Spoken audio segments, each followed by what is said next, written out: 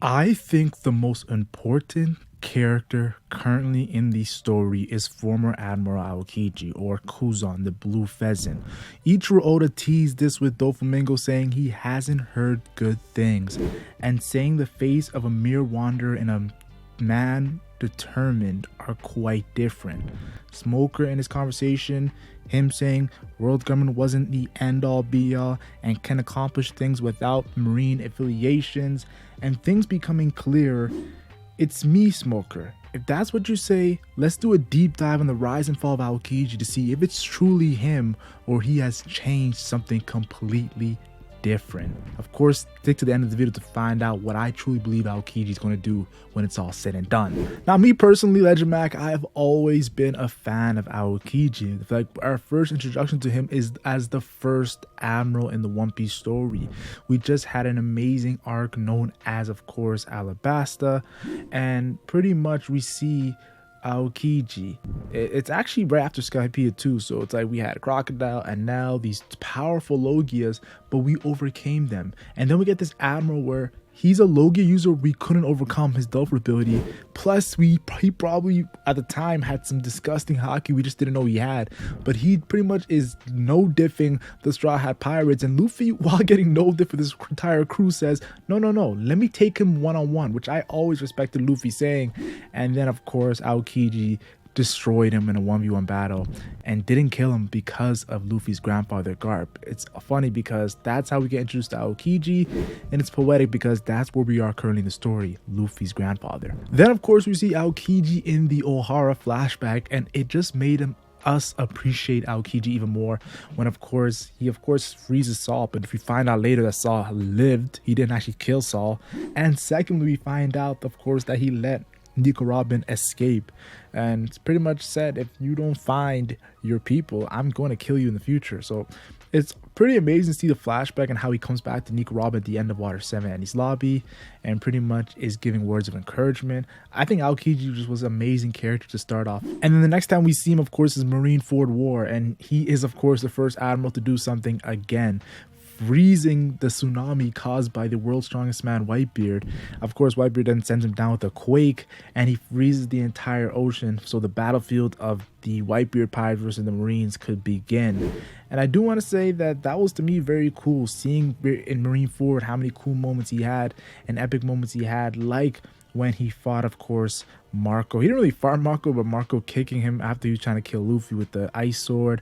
I thought that was pretty cool. Or seeing him freeze Buggy. We all know Buggy, the Yonko. Aokiji low dipped a Yonko. We could say that is a fact in the One Piece story. But things start to get a little shaky in Marineford War because he has good moments, but he also has moments like Jozu making him bleed. Yes, he was caught off guard, but a lot of people feel like no other admiral got a damage from a character that wasn't a Yonko. So Kizaru, of course, got no damage in Marineford War, and Whitebeard, I mean, Akainu got damage only from Whitebeard. So there was a lot to take in with Aokiji's getting damaged by Jozu, but he is the world, he is the diamond fruit user. To me personally, Jozu was the physically strongest Whitebeard pirate after Whitebeard. He threw an entire, you've seen how big that chunk piece of ice he threw, and I kind of had to magma it. That was insane to me. Such a strength feat from Jozu. And of course, I do want to say the fact that he did at the end of all be all defeat Jozu, froze him, and took off his arm. I gotta say, you gotta respect where respect is due. Aokiji, he got the job done at the end of the day. There's also talks of him fighting Ace, Fire, and Ice. Shout out to Game of Thrones. And of course, the tie they had. But you have to understand, that's just elements. Fire and Ice is always gonna have a tie in that situation. Now, after Marineford War is where the controversy of Aokiji starts to unfold. We have, of course, a situation of the Fleet Admiral Sengoku recommending Aokiji to be the new Fleet Admiral. And you have to understand, Sengoku and Aokiji, from what we know, they didn't have a relationship like Garp and Aokiji. But the fact that Sengoku still chose Aokiji, like even though Aokiji was Garp's disciple, makes you really understand how much a lot of people seen Aokiji as the next Fleet Admiral when it comes to the Marines and the future of the Marines. Of course, Akainu has backing from the Celestial Dragons. Akainu fights Aokiji. They go at it for 10 days on Punk Hazard, and you guys all know what happened. Akainu beats him. He's even talking about this recently, so definitely want to say that's the reason why Aokiji left the Marines. I also do want to talk about him saving Smoker, of course. The whole situation of Doflamingo, of course, wanted to take out Smoker for his involvement in the whole Virgo law, and of course Luffy situation on Punk Hazard. Aokiji comes and says, yo, that's my friend, freezes Doflamingo. Doflamingo does not obviously want to fight Aokiji, a former admiral, and he goes away. And I thought that was very cool that Aokiji rode out after watching on the, of course, the underworld. I mean, they're all watching, of course, a demonstration by Caesar. And then, of course, he orders Smoker to tell Akainu to take Doflamingo serious. He's different from Boa Hancock when it comes to a warlord king, because he's alluding to Doflamingo's celestial dragon ties, and pretty much says this is going to cause a lot of craziness in the future. And he was right. Aokiji was right. The whole Punk Hazard was the start of the Emperor versus Emperor saga, and what the One Piece chaos has now been in the final saga. So definitely want to say Aokiji is in a point, this whole moment of him telling Smoker to tell Akainu to do all these things, it is still Aokiji. He still wants the best for the Marines. And then recently we got a lot of Aokiji, not in the actual story, but in the cover stories, like him destroying Cracker and freezing him, and Cracker, of course, reaching out for Pudding, who got kidnapped by Aokiji and Von Augur. And now the character who can read the poneglyphs with their third eye, Pudding, has been kidnapped by Aokiji for the Blackbeard pirates. He's helping Blackbeard get closer to the One Piece treasure, which to me really made me think, like, Aokiji, is this the fall? But what truly is a discussion point for Aokiji's rise and fall is the recent stuff in the One Piece manga. Seeing Garp just stare at Kuzan, really, really sad. Definitely, he didn't even say a word for panels. If you read that last chapter, he didn't say a word for panels. And the last two chapters, he's explained to us Sword and how Marine members who are not recognized on paper, of course, they're resigned. The commission allows them to ignore certain command protocols. They can fight Yonko with no authorization, and Navy could cut them off at any time and disavow their actions.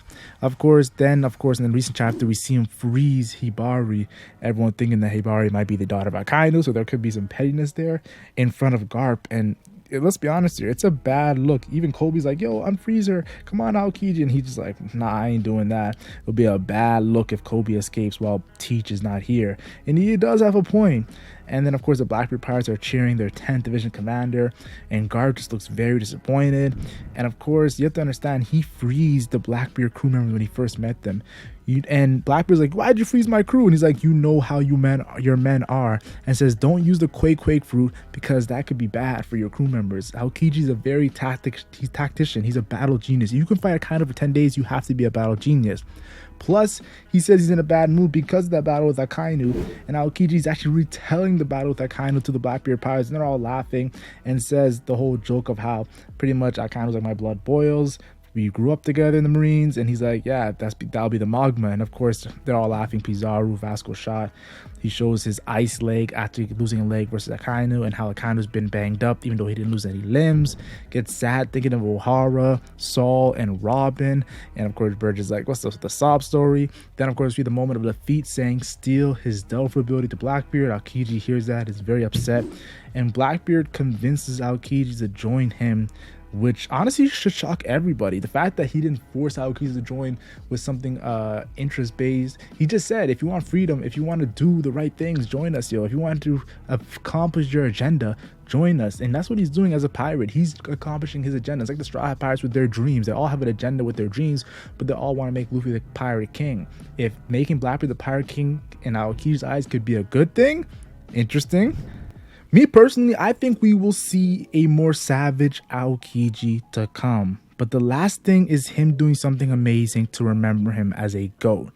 I do feel like Aokiji does have very high death flags for me, and I'm going to explain this a little bit right now. What I mean by death flags is I believe Aokiji versus Garp is going to happen, and Aokiji is going to come out on top in a sense. And I don't think Aokiji is going to outright beat Garp.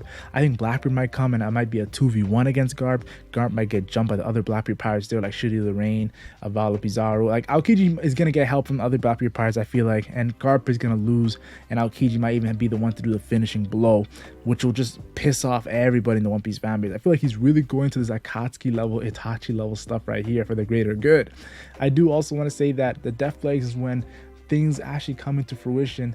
He's gonna go against Blackbeard, and we all know the red hair Shanks is gonna fight Blackbeard. So is Aokiji gonna be part of that battle? Is Aokiji gonna be part of these Straw Hat Pirates versus Blackbeard Pirates? There's so many questions, but I think Aokiji will die.